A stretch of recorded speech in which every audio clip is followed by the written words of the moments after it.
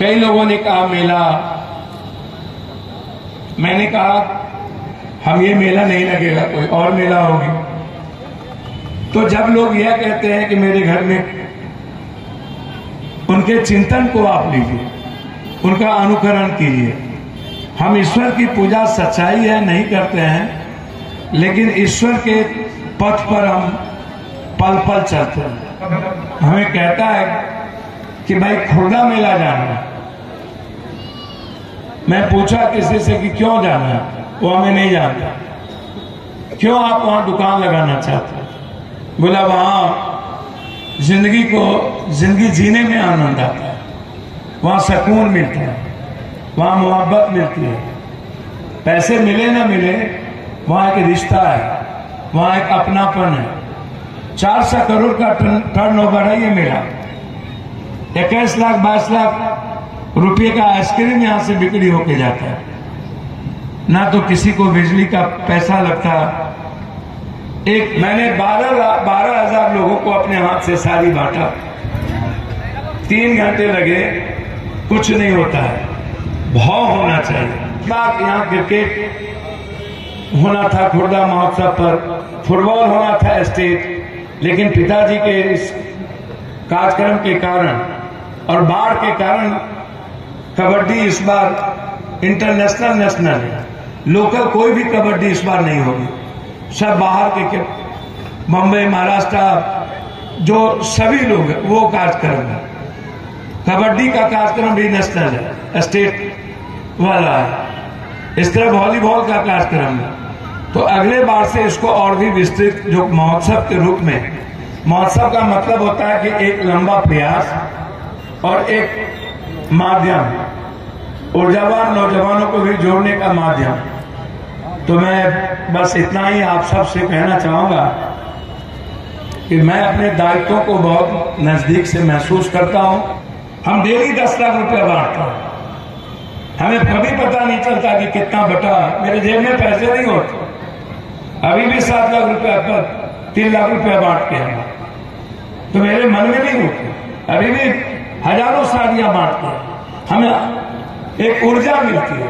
हमें लगता है कि आज एक इंटरनल ऊर्जा जो एक जीने की होती है ताकत, क्योंकि जब वो मुस्कुराएगा, जब वो जिएगा और अपने बच्चों के साथ अच्छी साड़ी और अपने पति से अच्छे लूंगी, जिसके घर में सब कुछ मेरे पिता जिस दिन हम लोगों ने उनको पंच तत्व में विलीन किया था, उस दिन के सुबह से ही मैं अपने दायित्व और अपने कर्तव्यों के पथ पर हम चलते चले गए। जहां भी घटना घटी, अररिया में पॉलिटेक्निक में घटना घटी, कई जगह बड़े बड़े बच्चे मरे, मैंने कभी अपने पथ को नहीं रोका। 29 तारीख की रात में कीरतपुर की बांध टूटी और 30 तारीख की सुबह से मैं अपने जीवन को और सच्ची श्रद्धांजलि पिता को मैंने कोसी सीमांचल के हर व्यक्ति के घर में समर्पित कर दिया। तो दायित्व अब बहाना नहीं ढूंढ लिया। मेला है, हम ये मेला नहीं लगेगा, कोई और मेला होगी। तो जब लोग यह कहते हैं कि मेरे घर में, उनके चिंतन को आप लीजिए, उनका अनुकरण कीजिए। हम ईश्वर की पूजा सच्चाई है नहीं करते हैं, लेकिन ईश्वर के पथ पर हम पल पल चलते हैं। जो लोग ईश्वर को नहीं महसूस किए, जो लोग राम रहीम, नानक, बुद्ध, कबीर, रसखान जैसे, वाल्मीकि, संत रविदास, ऐसे लोगों को मोहम्मद नहीं महसूस करते, और वो लोग भी भक्ति की बात करते हैं, तो मुझे कभी कभी आश्चर्य होता है। जिनका जीवन एक क्षण भी मानवीय पहलू के लिए ना हो, समाज निर्माण की भूमिका में ना हो, और वो अपने व्यक्तिगत जीवन से कंप्लीट उलझे रहते हैं, और वो महसूस ही नहीं करते हैं कि ईश्वर का विराट भाव क्या था, कल्याण का, मानवीय मूल्य का, हर व्यक्ति के जीवन में कल्याण का। तो हम कोशिश करते हैं कि उस रास्ते चले। इसीलिए मैंने मेला को यथावत रहने दिया। मैंने कहा कि सभी तरह के काम हैं, यह मेला लोग जब हमें कहता है कि भाई खुर्दा मेला जाना है, मैं पूछा किसी से कि क्यों जाना है, वो हमें नहीं जानता। क्यों आप वहां दुकान लगाना चाहते हैं? बोला वहां जिंदगी जीने में आनंद आता है, वहां सुकून मिलता है, वहां मोहब्बत मिलती है। पैसे मिले ना मिले, वहां एक रिश्ता है, वहां एक अपनापन है। 400 करोड़ का टर्नओवर है ये मेरा। 21 लाख 22 लाख रुपए का आइसक्रीम यहां से बिक्री होके जाता है। ना तो किसी को बिजली का पैसा लगता। एक डिज्नीलैंड लगाता है ये बगल में, यह गुलाब बाग में लगा ले तो इसको 11 लाख से 16 लाख रुपया देना पड़ेगा। यही है ना, हमारे सामने में 11 लाख रुपया। लेकिन यहां सब स्वतंत्र है, ये सबका मेला है और सब न्याय के इस रास्ते जब यहां आते हैं तो मैं उनको अपने परिवार की तरह स्वागत करता हूं।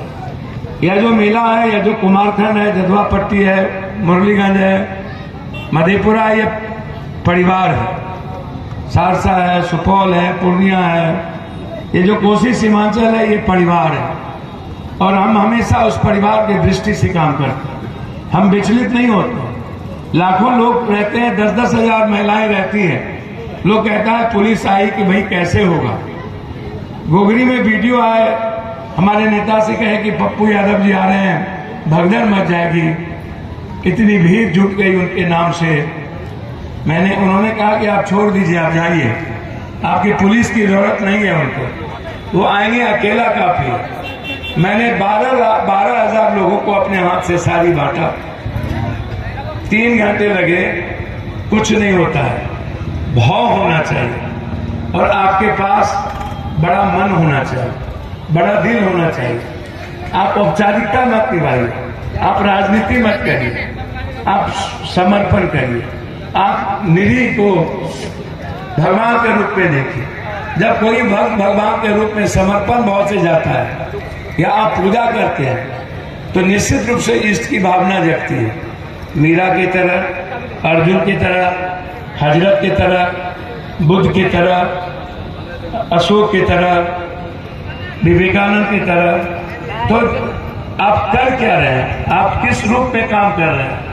हमें हो गया 29 तारीख से लेके अभी, और मैं कल सुबह मेरा कार्यक्रम दूसरी जगह का, अभी पूर्णिया में कई कार्यक्रम है।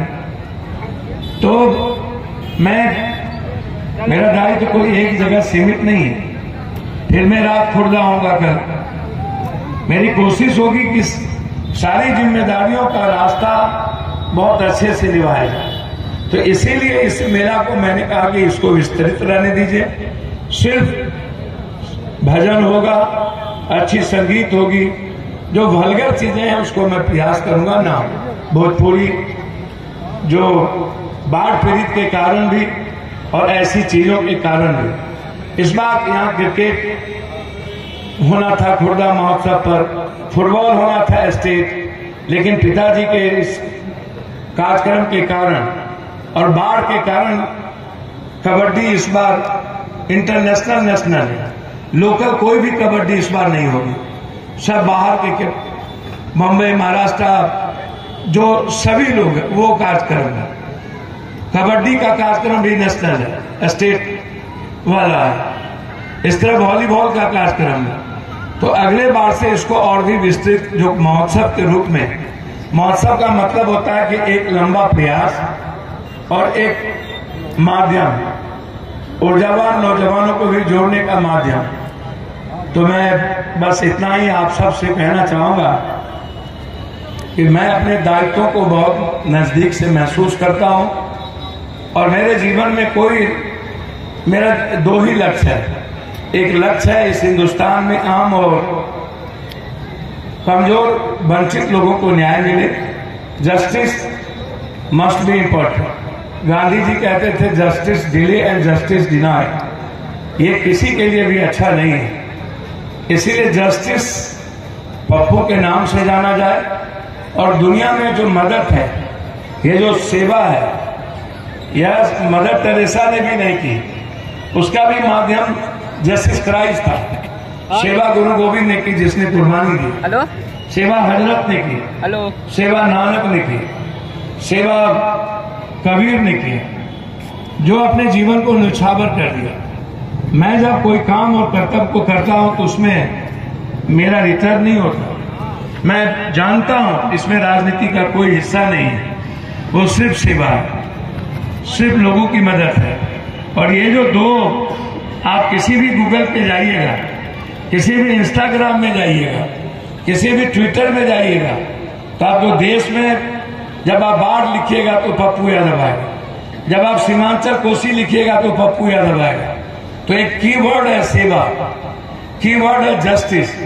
चाहे वो कोई पीएम हो, सीएम हो, जस्टिस सिर्फ पप्पू यादव के नाम से जाना जाएगा।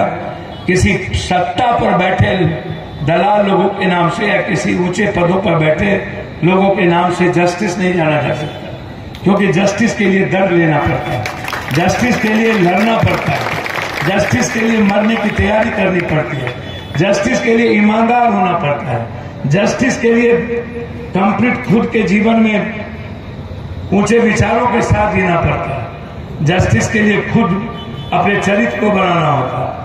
तो जस्टिस एक विराट भाव है। और जो ये सेवा है उसमें आप मन से मत कीजिए, दिमाग से मत कीजिए, वो दिल से करिए।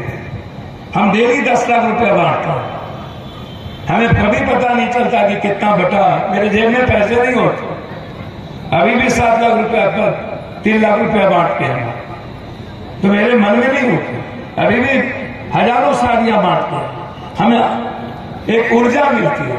हमें लगता है कि आज एक इंटरनल ऊर्जा जो एक जीने की होती है ताकत, क्योंकि जब वो मुस्कुराएगा, जब वो जिएगा और अपने बच्चों के साथ अच्छी साड़ी और अपने पति से अच्छे लूंगी, जिसके घर में सब कुछ खत्म हो गया, और जिस पैसे से आज वो अच्छा भोजन करेगा, तो कितना आनंदित होगा और उसकी खुशियां हमें जीने में कितनी ताकत देगा, इसका अंदाजा कीजिए। एक गरीब आदमी कैसे जीता है, एक पीड़ित इंसान की मजबूरियां क्या होती है, एक मिडिल क्लास की लाइफ क्या होती है, इसके बारे में खुद से आप सोचिए, खुद के बारे में आप जानिए कि एक मिडिल क्लास जीता कैसे है, उसके जेब में, उसके घर में क्या क्या होती है। वो मन को बांध के उसका बच्चा जीता है, वो जो सोचता है, चाहता है, वो नहीं कर पाता। वो मेला में जो करना